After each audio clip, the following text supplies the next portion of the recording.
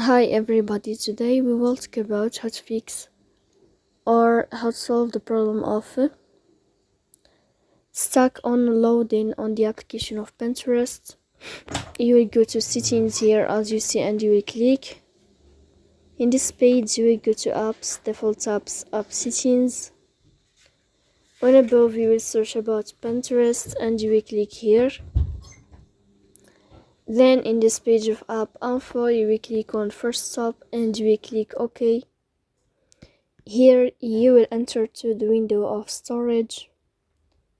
Then we click on clear cache, but pay attention, don't click clear data because that can delete your account.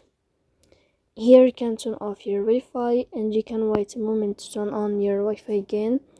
So please don't forget to support us by like and subscribe, and see you next time in another video.